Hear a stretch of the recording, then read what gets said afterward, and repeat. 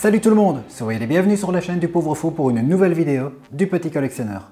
13e vidéo estampillée LPC, donc sous forme documentaire et pas review. Je vais vous parler de la hype, terme qui doit beaucoup vous parler surtout dans le domaine de la collection de figurines. Le titre de la vidéo c'est « La hype tue-t-elle le plaisir ?» Je m'explique. Quand on était petit, nous, les quadras, enfin vous qui regardez ma chaîne, je sais que vous êtes de ma génération, quand on était petit et qu'on allait dans les magasins de jouets, à l'époque où les magasins de jouets étaient nombreux et très fleuris en toutes sortes de figurines, c'était la magie, on rentrait et on voyait des murs, des étalages remplis de boîtes de nos figurines préférées. On ne savait pas à quoi s'attendre, on ne savait pas ce qui existait. On avait déjà bien sûr regardé les dessins animés au Club Dorothée ou dans d'autres émissions jeunesse, mais la plupart du temps on se disait voilà, tel personnage j'aimerais bien l'avoir mais je ne sais pas s'il existe. Après bon, à force d'aller dans les magasins de jouets, oui, on finissait par avoir l'habitude de ce qui existait, on avait les folders aussi, mais les folders, attention, bien souvent, ils nous montraient ce qui était déjà en cours. C'était plutôt rare à ma connaissance, corrigez-moi dans les commentaires si je dis une bêtise, qu'ils annoncent ce qui est à venir. Ou parfois c'était un peu les deux, c'était mélangé, parfois c'était ce qui existe uniquement au Japon ou aux États-Unis, selon la collection dont on parle, mais pas forcément en Europe. Et nous, on ne faisait pas la différence. On était un peu dans le vague, dans le flou, on n'allait forcément pas dans les magasins de jouets tous les jours, enfin en tout cas pas moi, bon, le plus souvent en ce qui me concerne, c'était à mon anniversaire, Noël, Saint-Nicolas en Belgique, je ne sais pas si vous fêtez ça en France, et parfois quand j'avais un beau bulletin au mois de juin, ou alors à une occasion plus ponctuelle ou l'autre, mais c'était tout.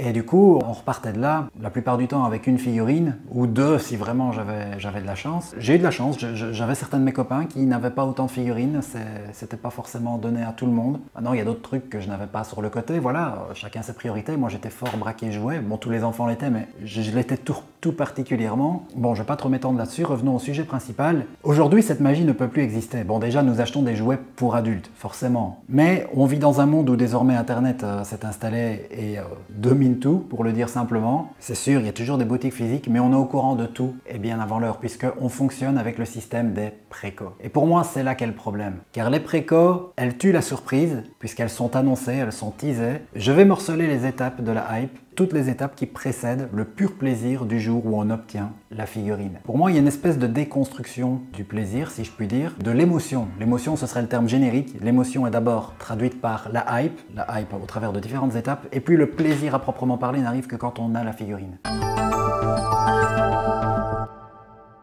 Eh bien, c'est tout simplement une étape qu'on se fait parfois soi-même mentalement à l'idée de se réjouir que telle ou telle figurine pourrait exister. Puisque contrairement à quand on était petit, on sait où on met les pieds, on connaît un peu les habitudes des fabricants. Internet, ce n'est pas que les sites de vente, c'est aussi les sites d'actu. Avec Twitter, les réseaux sociaux, Instagram, Facebook, on suit l'actu des fabricants ou des vendeurs, ou parfois même de youtubeurs de renommée qui font eux-mêmes l'actu. Bien souvent, j'apprends des news via certains youtubeurs, comme dans la commu Sensei, il n'est pas rare que ce soit The CNS ou Mitrater qui mettent l'annonce voilà prochaine sortie Mythclose, et c'est comme ça que je suis au courant. Donc on a différents canaux par lesquels on peut s'informer, on sait où en est la gamme, on a donc pris nos repères, nos habitudes, et on peut se faire des réjouissances à l'avance en se disant allez, tôt ou tard telle figurine devrait finir par être produite, et du coup on se monte le bourrichon. À l'époque, quand on était petit, on ne faisait pas vraiment ça. Si on pouvait quand même espérer que certains personnages existent ou non, mais on ne se faisait pas une fixette et on n'avait aucun moyen, aucun médium de communication que pour se tenir au courant. On avait les folders, mais ils étaient très imprécis.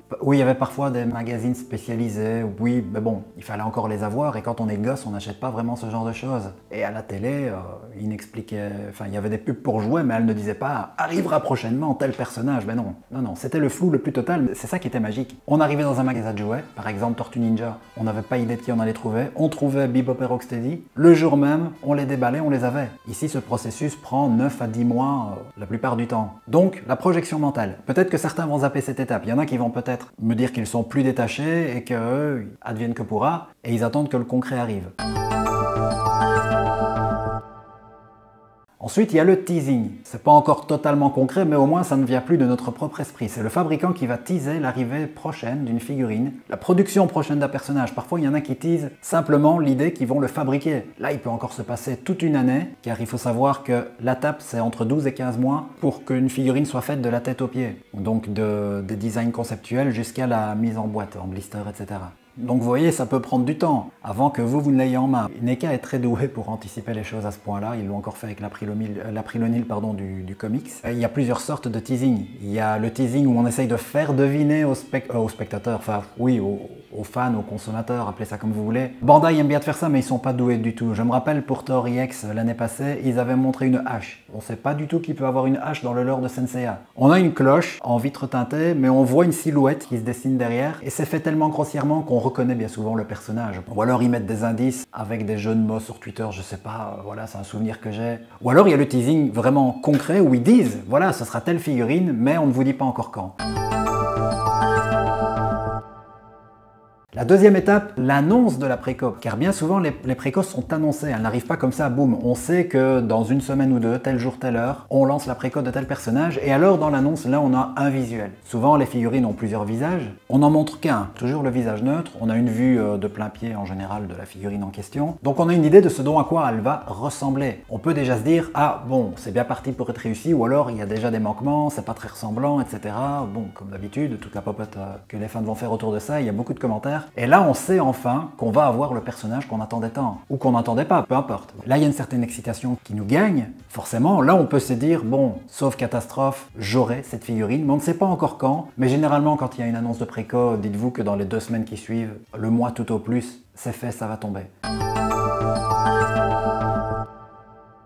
La préco en elle-même. Là, il peut y avoir un piège, c'est que certaines figurines ne vont pas être éditées en beaucoup d'exemplaires, en tout cas pas à la préco. C'est pour ça qu'ils disent, certains fabricants, tel jour, telle heure. Les fabricants et les vendeurs aussi, les magasins comme Funky Shop, le disent. Soyez prêts, parce que bien souvent, si on n'est pas prêt, si on n'arrive pas pile au bon moment, ben on loupe la préco et il y a déjà une rupture de stock. Maintenant, pas de panique, en général, lors de l'arrivée en stock de la figurine, il y a de nouveaux exemplaires qui sont disponibles et là, on peut se la procurer, ou alors il y a AliExpress. De plus en plus, c'est un bon plan B, ça. J'oublie de préciser un truc. Lorsqu'on a la préco avec le prix et qu'on paye la préco, soit la compte, soit le prix total, bien sûr on a tous les éléments, tous les visages, tous les accessoires, il y a toutes ces infos là qui tombent, on n'achète pas vraiment un chat dans un sac. Je dis pas vraiment parce que là on repose encore sur du prototype, chose qui ne sera plus vraie quelques mois plus tard lorsqu'elle va arriver en stock, je dirais même lorsqu'elle va sortir de l'usine. Ça c'est donc, si je ne dis pas de bêtises, la 3e étape, après le teasing, l'annonce de la préco.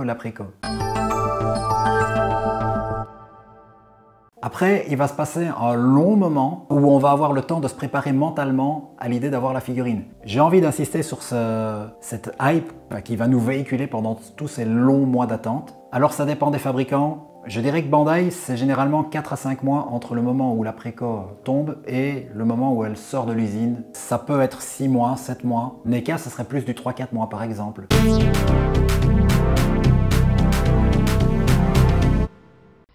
Ninja, les nouveaux chevaliers de Bandai, tu leur enlèves leur armure et c'est parti pour l'aventure. Élastique, caoutchouc, tire dessus, sans tout cuirasse, dans les faces, torpille, anguille, il se colle et s'entortille. Waouh, c'est fou, il se colle à tous les coups. Colle en cure, tu ne peux pas manquer ton coup, il s'accroche n'importe où. Quelle aventure, ces créatures. Jiraiya Ninja, toujours prêt au combat. Tu les étires, tu les déformes, tu leur fais prendre toutes les formes, ils sont toujours en forme. Jiraiya Ninja, les nouveaux héros de Bandai.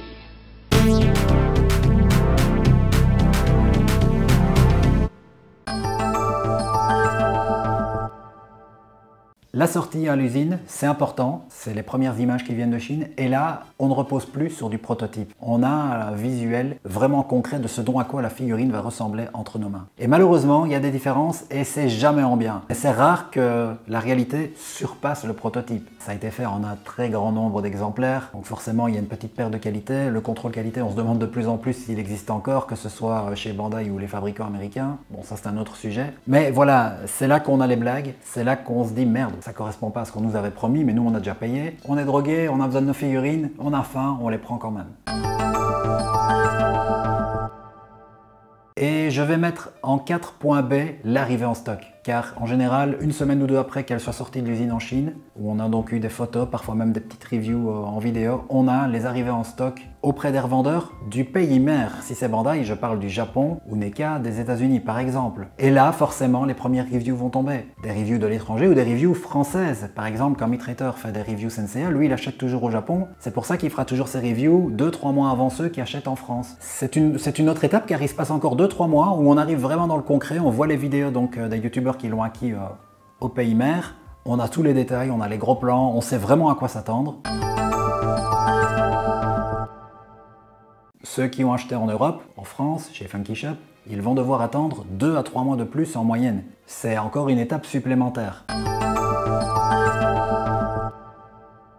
le moment où le plaisir concret est là, où on a la figurine en main, c'est la fin de la hype. Ça reste quelque part inégalable. Le numérique ne remplacera jamais le physique. Ici, c'est concret, vous l'avez en main, et puis pour les plus parano d'entre nous, on pourra toujours se dire « Ah oui, si la figurine se perdait dans le transport, on peut se faire rembourser, puis racheter un autre exemplaire. » Enfin bon, peu importe, on va pas rentrer trop dans les détails. C'est un aspect psychologique. Et on dit toujours la vérité en main est différente de la vérité à distance. La figurine paraît souvent un peu mieux. C'est peut-être psychologique, car en théorie, c'est pile poil la même que les exemplaires en main de ceux qui l'ont eu avant nous. C'est le toucher. Ça, Internet ne remplacera jamais. C'est pour ça que les réseaux sociaux, c'est bien, je dévie un peu du sujet, mais les rencontres dans la vraie vie, enfin dans la vie physique, pardon, parce que c'est de la vraie vie aussi quelque part, les réseaux sociaux, on ne triche pas, enfin j'espère, on essaye. C'est irremplaçable. J'avais dit ça quand j'avais fait les interviews pour le making-of de la menace d'Asgard l'année dernière. Et ben voilà, je fais le lien, c'est pareil avec les figurines. Rien ne vaut de l'avoir en main, en se disant ça y est, maintenant je peux la manipuler à ma guise, l'exposer comme je veux, changer ses posings autant de fois que je veux. Là, c'est le plaisir pur. Mais malgré ça, pour moi, la hype a un peu déconstruit tout ça. Car il se sera passé entre 6 et 9 mois, au minimum 6 et 9 mois au cours desquels on sait qu'elle existe, on l'a déjà vu sur toutes ses coutures, on a eu le temps de se préparer